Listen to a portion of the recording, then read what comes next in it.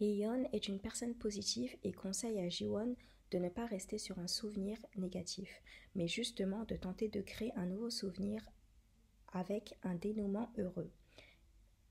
Elle lui dit effectivement « Si tu n'y vas pas, ça restera un passé dérisoire. Il faut donc qu'elle fasse preuve de courage et qu'elle se rende à cette fête d'anciens élèves. C'est un conseil d'une bonne amie qui ne veut pas qu'elle reste sur un passé douloureux.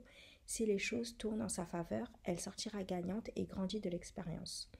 Affrontez vos peurs et si votre amie vous pousse à vous surpasser, c'est que c'est une bonne amie. » Elle m'a aussi fait rire quand elle a ramassé les imitations des boucles d'oreilles que lui a offertes Soo-min et qu'elle lui a dit « authentique ». La marque se nomme authentique, mais elle avait bien vu dès le premier coup d'œil qu'elle n'était pas aussi authentique que ça. Elle lui a alors dit d'emblée qu'il s'agissait de fausses boucles d'oreilles et que sa future ex-meilleure amie souhaitait l'humilier. Elle lui a ouvert les yeux et lui parle sans détour, ça c'est une bonne amie. Elle lui a même prêté les vraies boucles d'oreilles pour lui éviter l'humiliation et clouer le bec à sa meilleure amie. Elle pourra ainsi déjouer son plan machiavélique. Une bonne amie te pousse à faire face à tes détracteurs pour que tu aies l'esprit tranquille et puisses avancer sans regret. Savoir le fin mot de l'histoire, c'est important pour avancer. Mieux vaut prévenir que guérir, et si on est prêt, impossible d'échouer. Les sportifs se préparent toute l'année pour les compétitions par exemple. Cela dure plusieurs minutes, mais la préparation physique et mentale, c'est toute l'année. Une bonne préparation doit aussi être constante et pertinente, ce qui augmentera les chances de réussite. Je ne parle pas évidemment des enfants bien nés, ça c'est une exception, les héritiers par exemple, ils sont juste bien nés. Les gens chanceux se sont préparés en amont avant de saisir une opportunité.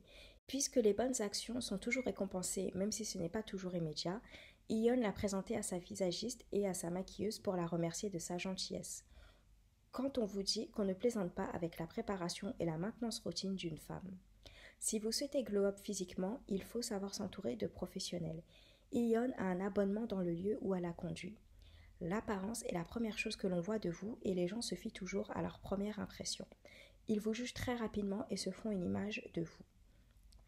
Ji-won a donc radicalement changé et est devenue très féminine. Elle s'est coupé les cheveux, cela la rend encore plus femme et sûre d'elle. Cela lui permettra de se rendre plus confiante à la fête des anciens élèves.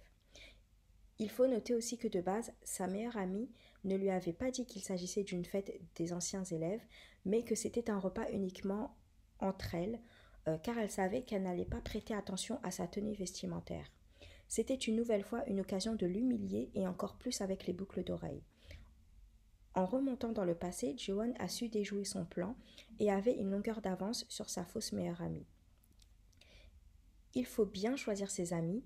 Sa meilleure amie est tellement contrôlante qu'elle a réussi à se faire pistonner par Ji-won pour intégrer la même entreprise qu'elle, sans trop d'efforts forcément, et contrôler sa vie car elle est au courant de tous les agissements de Ji-won. Elle pourra ainsi mieux la manipuler. Soo-min était tellement omniprésente dans sa vie personnelle et professionnelle que Ji-won n'a pas eu l'occasion de se faire d'autres amis plus saines et s'entourer des bonnes personnes comme Hee-yeon, car c'est Hee-yeon qui lui a permis cette transformation physique, et non Soo-min, évidemment. Ji-won a su mettre des barrières avec sa meilleure amie à un moment donné par téléphone en lui disant de ne pas l'appeler par son prénom au boulot car c'était sa supérieure. Sa meilleure amie n'a pas tellement compris, elle s'est rendue compte qu'elle avait changé de comportement. Et oui, en Corée du Sud, lorsque vous êtes au travail, vous n'appelez pas les gens par leur prénom, mais par leur fonction, pour justement rappeler explicitement les liens hiérarchiques et le respect que chacun doit avoir avec leur supérieur.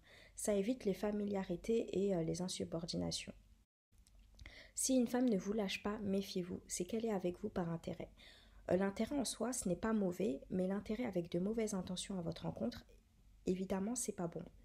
Le fameux tu as fait quoi aujourd'hui n'est pas anodin. La personne veut récupérer des infos pour avoir le plus d'infos possible sur vous, mieux vous contrôler et vous manipuler tout simplement. Donc soyez toujours évasive en répondant à cette question. Les gens n'ont pas besoin de tout savoir sur vos activités, même si c'est votre ami. On garde toujours un jardin secret, même avec ses amis et sa famille. Méfiez-vous aussi quand quelqu'un souhaite que vous fassiez une action en particulier et qu'elle vous le répète plusieurs fois pour ne pas que vous oubliez. Il peut y avoir anguille sous roche, c'est pas le cas tout le temps, mais bon, parfois ça peut l'être. ou alors le bénéfice est davantage pour cette personne que pour vous. Pensez-y. Ion l'a également conseillé de déménager et lui a même fait un dessin avec le logement idéal pour elle, c'était trop mignon. Elle a aidé à emménager dans une magnifique résidence sécurisée